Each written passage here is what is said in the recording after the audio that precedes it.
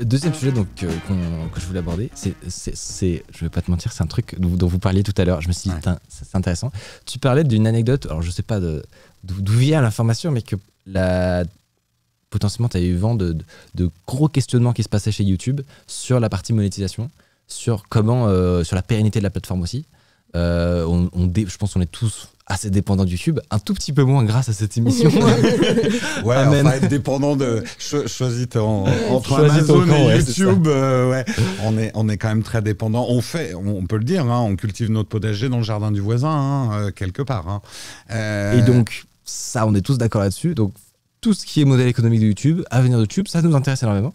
Et donc ce que tu as expliqué tout à l'heure, c'est qu'il y avait des gros questionnements en ce moment sur l'argent que rapporte YouTube à Google, tout simplement, sur la monétisation, etc. Moi, c'est parti d'une vidéo que j'ai faite, YouTube n'est pas gratuit. Et d'ailleurs, ça a été très marrant parce que YouTube a beaucoup caché ses chiffres, notamment combien YouTube coûtait. Et ça, c'est la question qu'on se pose jamais. On se dit, YouTube, vu le nombre de vues et tout ça, le YouTube Money. Mais personne, alors si quelques Américains quand même, mais j'ai eu beaucoup de mal à trouver des chiffres et je suis allé sur Reddit et les mecs sont obligés d'extrapoler de combien YouTube coûte. Bande passante, frais de serveur. Le salariat, c'est peanuts chez YouTube, mais la bande passante, c'est énorme par exemple. C'est un truc qu'on pense jamais, c'est l'élasticité de la bande passante. Quand tout le monde se rue sur une vidéo, il faut que les tuyaux s'ouvrent très vite. Et potentiellement se refermer juste après. Exactement. J'ai appris beaucoup de choses en faisant cette vidéo. Et j'ai appris une info qui était un peu passée à l'as. Ça ne fait que depuis 2015, donc relativement récemment, que YouTube est rentable. Rentable, ça veut dire que ça te coûte 0, mais ça te rapporte 0. C'est-à-dire que tu as équilibré tes comptes. Ça veut dire de 2005 à 2015, pendant 10 ans, YouTube a perdu de l'argent. On avait de l'argent dans un trou sans fond. Quoi. Effectivement, il y a des rumeurs. Je continue à aller sur Reddit sur certains trucs que je partagerai pas parce que c'est mes trucs à moi, pour avoir des infos. Et puis aussi beaucoup de supputations. Voilà, j'adore les théories du complot sur ce sujet-là. On essaie d'extrapoler. YouTube a ajouté les pubs pour les vidéos de 8 minutes. Par défaut. Franchement, ça c'est... Ouais, mais tu sens bien qu'il y a une recherche de rentabilité et tu recherches pas une nouvelle rentabilité quand t'as pas un patron derrière. Et elle a un patron, hein, la nana de YouTube, qui te dit là c'est bien, mais c'est ça qu'on veut comme chiffre de revenus à la fin de l'année. On sent que l'algo... La boss de YouTube s'est fait peut-être remonter. Tu sais, après, on va pas partir dans de l'économie, mais on va toujours te demander de faire plus et des meilleurs chiffres. Ouais. Et YouTube, le truc, c'est que c'est un colosse au pied d'argile. Ça coûte des milliards de diffuser toutes ces vidéos. Et c'est relativement fragile. Et ça rapporte pas des milliards quand à la fin, tu fais les comptes. Donc, en termes de visibilité pour Google, c'est important. Ça leur permet de gagner de l'argent ailleurs. Mais c'est un business... qui, si jamais ça se cassait la gueule, et ils ont eu très peur quand les annonceurs se sont retirés, quand ils ont été dans la sauce à cause des pubs qui étaient... Voilà. Si les annonceurs coupent le robinet publicitaire, ça peut être très vite. YouTube, ça durera même pas 2 ans. Hein. En 1 an, c'est fermé. Ça coûte tellement d'argent tous les mois que si tu enlèves le revenu publicitaire de YouTube, ça s'effondre. C'est marrant, les gens disent impossible. Mais c'est impossible, c'est trop gros. C'est que ça, on se dit pas, je sais pas toi, mais moi je me lève pas tous les matins en me disant que potentiellement demain, j'ai plus de travail. J'ai plus de travail, la boîte ferme quoi. Alors là-dessus, j'ai une anecdote. Vous avez vu le film 2001 Odyssée de l'espace, tourné il y a très très longtemps. Si vous regardez la station spatiale, il y a un logo dessus. C'est Panam. Panam, c'était une entreprise américaine des avions qui était tellement grosse qu'on disait, et tellement... Too big to fail. Voilà, qui dominait le marché de l'aviation. On se disait, c'est une entreprise qui ne peut pas disparaître. En 3 ans, ils se sont complètement cassés la gueule. Maintenant, il y a encore des petits bouts de Panam résiduels. Il y en a d'autres, des trucs comme ça, les Alcatel ou les appareils photo. Là, bien sûr, Kodak. Ouais, Kodak. C'est même hyper stressant pour une entreprise, parce qu'une entreprise, c'est comme un empire. Les empires apparaissent et disparaissent. Si vous avez joué à Civilisation, c'est très dur de maintenir un empire au top pendant très très longtemps. Il y a un autre move qu'ils avaient fait aussi, c'était maintenant il y a un minimum, je crois, sur YouTube pour être monétisé. Ouais, tu vois, ils sont en train de toucher des petits trucs. Mais là-dessus, ils continuent à mettre des pubs ou... Oui, bah voilà, en dessous, en dessous, ils mettent des pubs, mais ça te rapporte pas d'argent. Habile. Mais il faut pas oublier que YouTube, 97% des vidéos de YouTube ne leur rapportent pas un rond et leur coûtent à YouTube. C'est ce que j'avais vu comme La stat. grosse masse de YouTube ne leur rapporte rien et leur coûte énormément d'argent par rapport à la toute infime partie des vidéos qui rapportent de l'argent à YouTube. C'est ce que j'avais vu une statistique sur le nombre de vidéos par minute, ce qui était, ou le nombre d'heures de vidéos uploadées par minute. Alors, il faut faire le lien en tête, mais c'est des chiffres qui sont colossaux. Quoi. Le nombre de vidéos qui ont 0 vue. D'ailleurs, il y a des gens qui font des concepts où ils regardent que des vidéos à 0 vue. Je sais pas si vous avez déjà vu ça, mais ça doit être une fortune à et gérer ça. Justement, tu te dis logiquement, pourquoi YouTube, dans un objectif de rentabilité, supprime pas tous les petits youtubeurs pour se concentrer que sur ceux qui leur apportent du fric, quoi. Mais c'est qu'en fait, le problème, c'est que si YouTube fait ça, il devient un éditeur, avec les responsabilités d'un éditeur. YouTube, ce qui les protège, c'est une plateforme informatique informatisée. Juridiquement, c'est quoi la différence, en fait ? C'est les responsabilités. C'est-à-dire que quand tu édites un journal, tu es responsable des articles qu'il y a dedans. Si tu as une chaîne de télé, tu as des responsabilités vis-à-vis de ce qui est diffusé.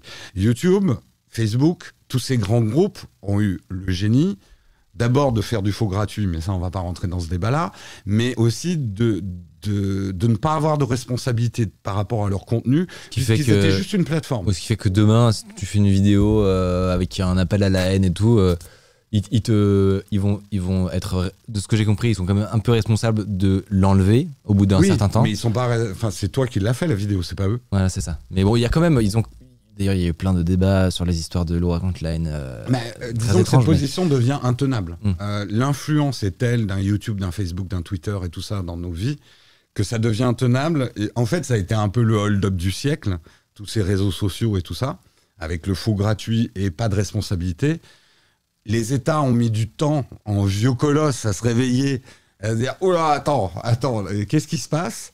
Mais les États ont encore des choses à dire. Et voilà. Mais si le YouTube faisait ce que tu disais, parce que c'est vrai qu'on pense même pas que ce serait possible, tu vois, mais si YouTube demain disait en fait, tous ceux qui ont moins de 100 000 abonnés, c'est ciao. C'est-à-dire que vous n'êtes plus bienvenus sur notre plateforme.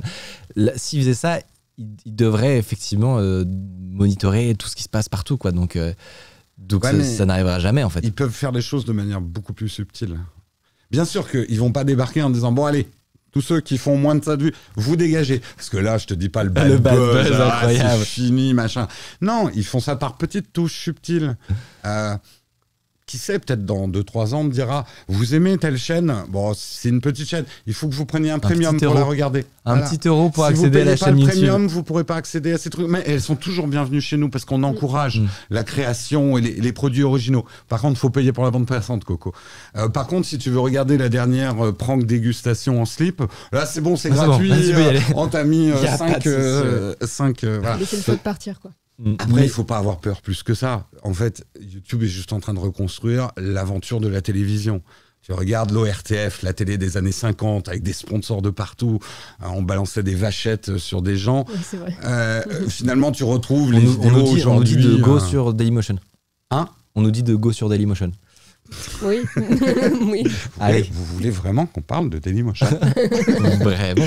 Mais mine de rien, ces histoires de monétisation, etc., ça a un impact direct sur nous, parce que c'est mine de rien, YouTube a créé une ribambelle de censure accrochée à son business model. Est-ce que vous, c'est un... je sais pas, on va pas rentrer dans les détails perso, etc., mais vous dépendez énormément de YouTube en tant que tel pour pouvoir continuer, etc. Moi, c'est mon travail, donc oui. Non, ce que je veux dire, c'est que... Pardon, je reformule mieux. Est-ce que vous dépendez beaucoup de la partie vraiment publicité sur YouTube ? Est-ce que demain, si YouTube décide d'arrêter les pubs... Par rapport à des sponsors ou... Voilà, c'est ça, par rapport à d'autres modèles économiques. Non, je pense que ce qui est le mieux, c'est d'essayer d'avoir des revenus d'un peu partout. Ouais. Il y a la partie où il y a des gens qui te donnent pour soutenir, il y a la partie sponsor, il y a la partie affiliation, et puis il y a la partie aussi pub. Et je pense qu'il vaut mieux avoir un petit peu partout que vraiment se concentrer sur l'un au cas où. Ouais. C'est ça que je trouve intéressant aussi avec ta chaîne et ton modèle, ce qu'il y a derrière, c'est que toi, t'as fait des paris, mine de rien, notamment sur la qualité, parce que ça met du temps de produire des émissions bien produites, des belles images, des émissions écrites, etc. Tu prends le risque, mine de rien, de prendre ce temps. Et du coup, mine de rien, ça fait que, on a vu ce que tu nous disais, tu as une audience qui est peut-être un peu plus âgée que beaucoup d'autres youtubeurs. Comment toi mais du coup tu vas peut-être avoir moins de vues potentiellement que si tu faisais si le lendemain de la sortie de l'iPhone t'étais au taquet comme tout le monde. Ouais. Comment tu gères tout ça? Difficilement. Non, y a plusieurs choses d'ailleurs, sans faire le vieux con. C'est vrai que moi j'ai eu une carrière avant. Donc quand je suis arrivé sur YouTube, et même parce que j'ai un peu commencé en 2008, on avait monté No Watch avant Nowtech, enfin bon, je vais pas refaire tout l'historique, mais moi je suis pas arrivé pour faire une carrière. Je voulais surtout faire un truc que j'avais envie de faire depuis que je suis tout petit, depuis que j'ai vu Wayne's World, ma télé dans mon salon et mon média à moi avec des potes. Voilà, c'était ça qui me fascinait le plus. Et même, je vais te dire, d'un point de vue monétaire, j'ai gagné beaucoup plus d'argent dans ma vie à d'autres moments en travaillant beaucoup moins. Donc, c'est absolument pas un choix raisonnable de ma part. C'est même un pari un peu fou. Et... je suis pas à la recherche non plus d'un succès. Donc ça aide à faire des compromis. De ce que j'ai compris, t'es pas non plus tout seul à bosser sur ta chaîne. Donc, alors, ça, quelle est cette magie? En fait, le truc, c'est que déjà, moi, quand je me suis lancé, je voulais pas faire Jérôme Tech. Mais le fait est, c'est que j'étais le seul assez fou pour faire des vidéos au début et surtout pour accepter de faire des vidéos qui me rapportaient pas un copec. Parce que pendant 4 ans, je me suis autofinancé. Ouais. La chaîne me rapportait rien du tout. Mais je voulais faire un truc collégial. Donc je suis très content aujourd'hui qu'on commence à avoir les moyens. Mais c'est vrai que tout l'argent, je le réinvestis du coup là-dedans. Ouais. Voilà. Mais je remarque notamment que tu fonctionnes un peu avec pas le financement participatif, mais les tips, etc. J'ai l'impression que t'as un contenu qui est aussi entre guillemets parfait pour ça, parce que je sens, je sais pas si tu ne le diras jamais, mais t'as quand même une grosse base de fans hardcore, quoi. C'est-à-dire de gens qui sont vraiment au taquet. Plus on va pas dire les sommes parce qu'on n'est pas à la télé. Oui. Hein, mais combien vous gagnez tout de suite? Mais on peut parler de pourcentage de chiffre d'affaires. Ouais. Très honnêtement, les contributeurs ne représentent plus maintenant un énorme pourcentage du chiffre d'affaires. Okay. Mais par contre, ça nous donne une ligne édito. On travaille d'abord pour une communauté et ensuite pour l'audience. Tu vois, c'est juste une façon de voir les choses différemment. Une chaîne YouTube, il faut qu'elle choisisse. Soit tu joues le YouTube game, tu joues l'algo et tu vas tout faire pour l'audience. Soit tu joues, je veux construire une communauté. Ça va prendre plus de temps.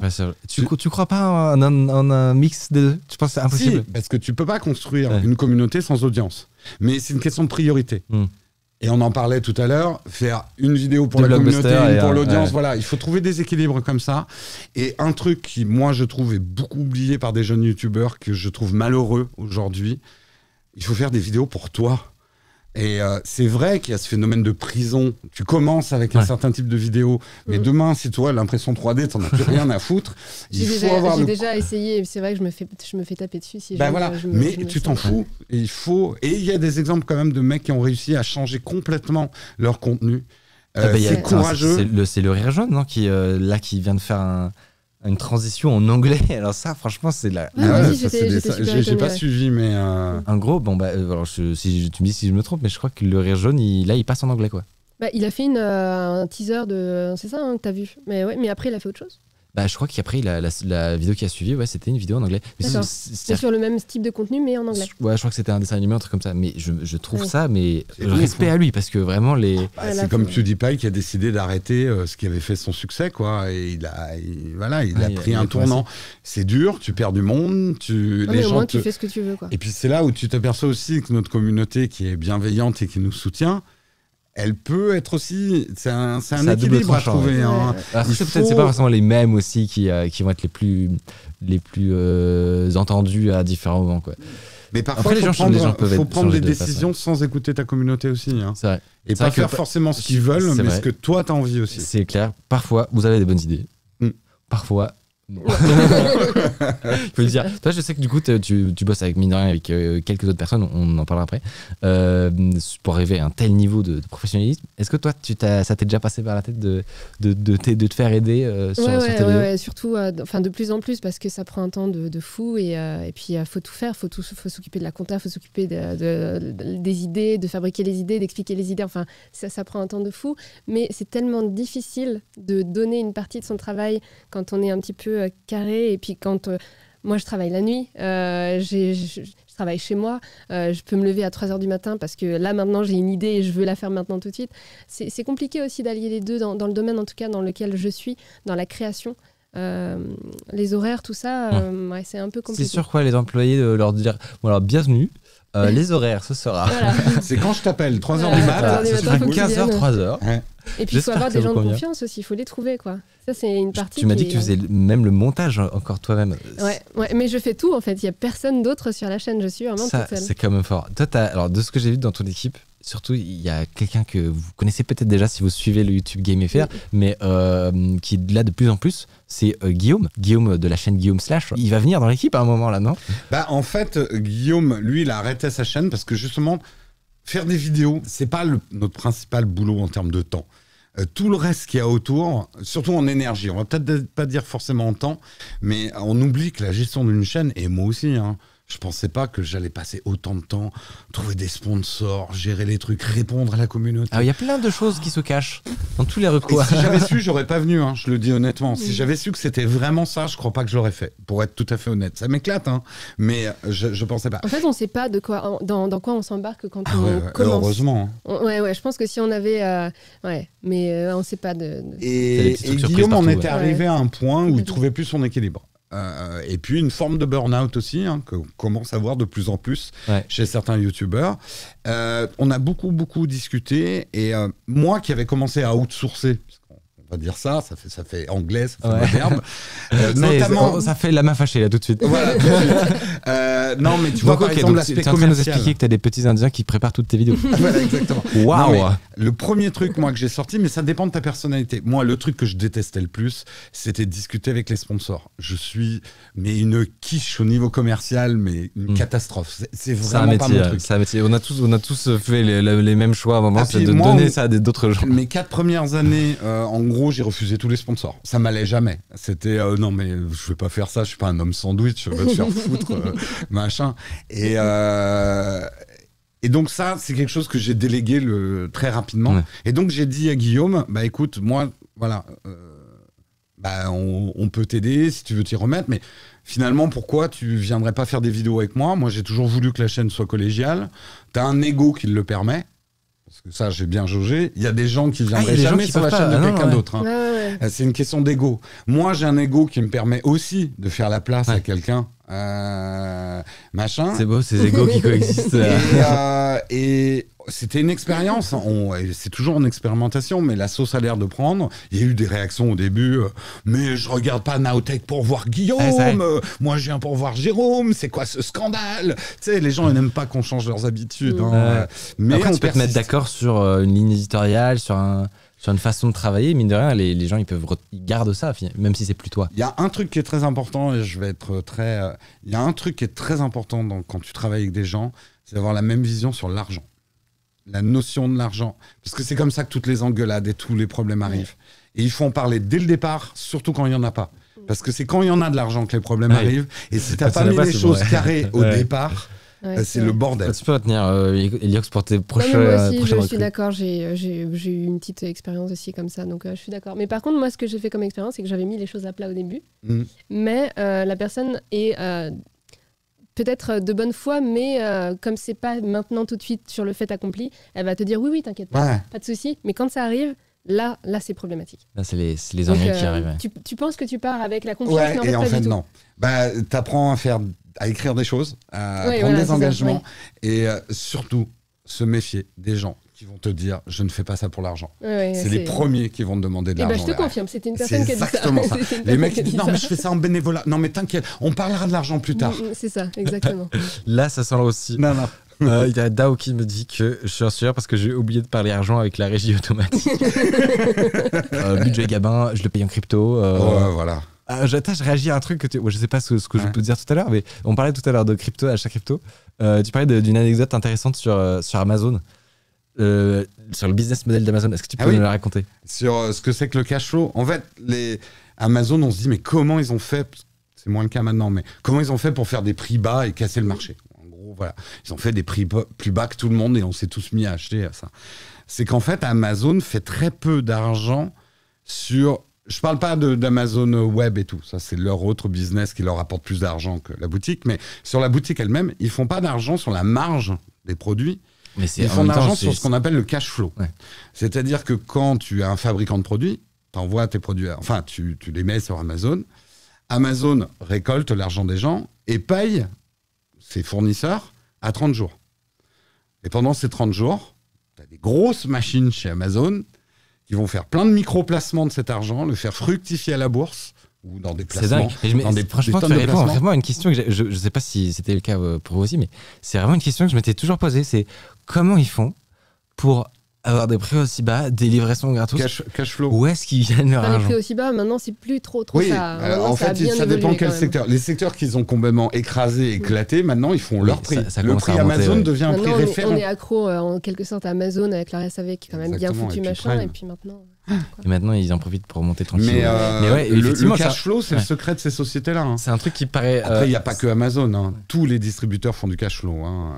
C'est un truc qui paraît, bon, déjà, pas forcément intuitif, parce que tu sais que s'il investir son argent, ça peut ramener des sous sur des longues durées, etc. Mais en tant que grand public, tu vois, t'as pas forcément cet automatisme de dire ils vont garder les sous de quelqu'un dans un coffre pendant 30 jours, ils vont le rentabiliser en réalité et faire des sous là-dessus et cumuler, ça fait des montants assez conséquents. Ah mais ouais, mais tu sais, enfin, vous avez déjà fait des prestats pour d'autres entreprises? Oui. Pourquoi ils nous payent à 60 jours, 90 jours, 120 jours, 240 jours pour certains tu vois de qui je veux parler. Et puis pourquoi les virements ne sont pas instantanés aussi. Voilà.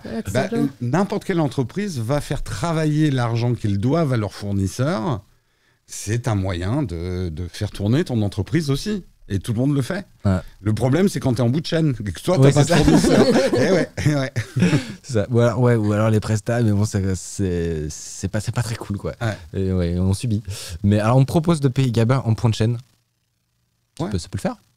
On va mettre en place ça, un petit... Tu vas voir, il va lancer sa crypto tout seul pendant la nuit. Tu vas te retrouver ruiné. Il y aurait une révolution de Gabin. N'empêche, ça ferait un super Black Mirror, tu sais. Le YouTuber qui a programmé des caméras et le truc commence à prendre le contrôle et devenir plus populaire que le YouTuber lui-même. On a un super... On va faire un docu-fiction... ça serait génial. Sur ça. C'est du bon potentiel. Gabin Superstar.